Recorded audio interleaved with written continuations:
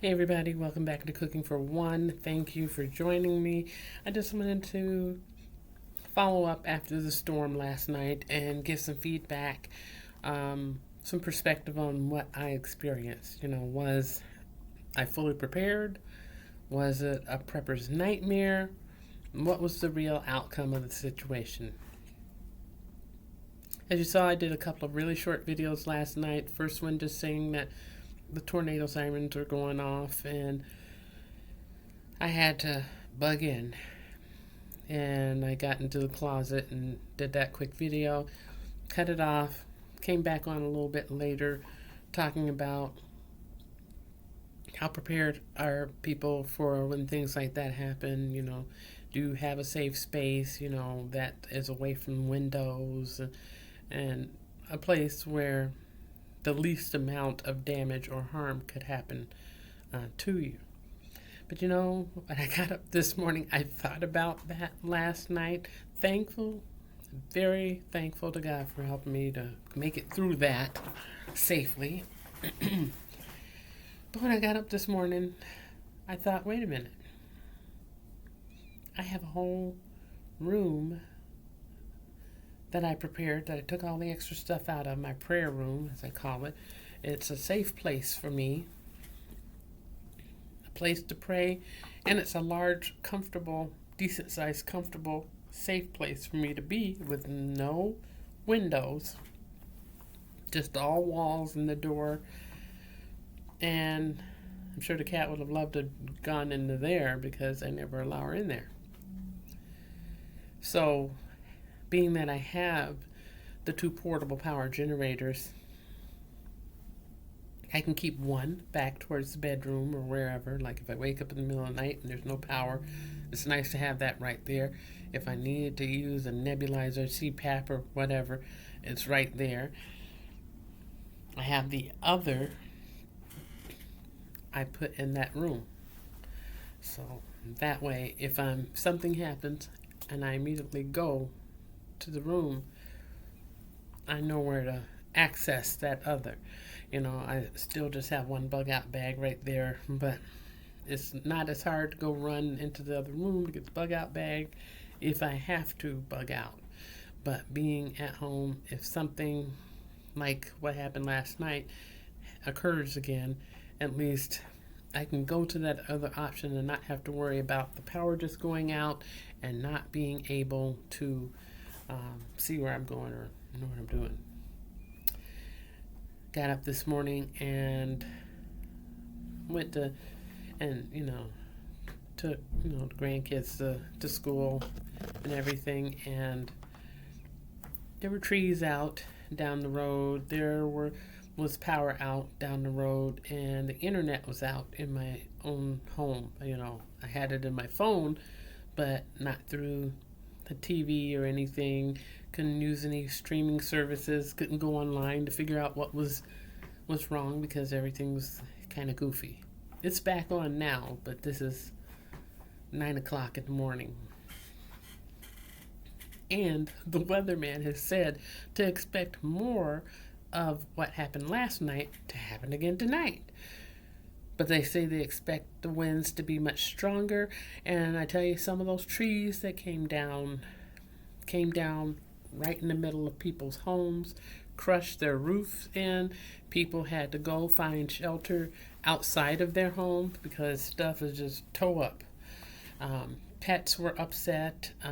My own cat was upset. I talked to some other people this morning, and their pets were upset during the storm. And it wasn't just like the sound of the siren, it was the roaring sound of the wind. And it was like roaring, which is what kind of caught me off guard. Because usually I call myself being really prepared and I can handle this, and I got my bag and I got my power source and this and that. But the alarm went off and I thought, uh-oh. Started to move to a safe space, the closest one to me. And then I heard the wind, and it didn't sound like wind. It sounded like a roar. It was really loud, almost like a train. It was really, really eerily, creepily loud. And immediately my mind was just like, phew. And then, knowing that, now I can look back and see how I responded in that situation. And thankfully, I have more than one place that's an option, but I ended up in the smaller, more cramped, a little bit uncomfortable but safe space in the closet with clothes all up against my head. But that was okay. I was in a safe space. But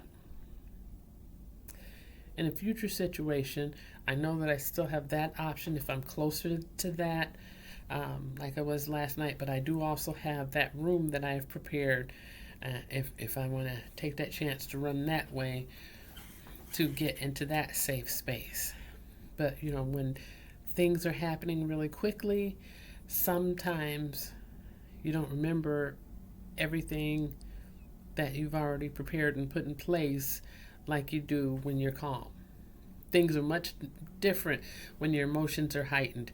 And I'm just saying this to say it'd be a good idea for people to practice what they're going to do in these kind of situations, whether it's inclement weather, how they would handle a situation with the civil unrest, pandemic type situations, how they can handle multiple types of situations. So you don't have a breakdown, so that you don't miss out on anything that you need to be doing or should be doing. It's just a good idea to practice that so it flows easily, especially if you got kids or something. I got in my safe space and then I called over to the family's home and said, make sure the kids are in the bathtub. Get them in that bathtub. Put a pillow over their head so that way if anything destructive does happen around them, they have some coverage over their head. You want to protect the noggin, protect the body. But that's all I stopped on here for today, was to share that, and I hope you all are doing well. Thankful for all of you subscribers. I'm thankful for all of you who come by and just peep and watch the channel. Even if you haven't subscribed, I hope that you get something to benefit out of it, and I would love for you to subscribe. Give a thumbs up if any of this information is helpful to you. If I'm able to get out and about later, I will see what pictures I'm able to get where the trees are down and everything. I just, knowing that there's more to come on this whole storm situation, makes me think of the international conflicts that are going on. How would we respond in that situation too? We need to be prepared. We can't just sit back and wait to the last minute and then say, oh, what am I going to do? Have a plan in place, write it down, discuss it with those that you're close to, or those that need to know, so that you have a meetup spot if you end up having to be separated or whatever. You know where to go if things go rough and you've got to make a move. So just wanted to share that with you today, and I hope that you're having a great day.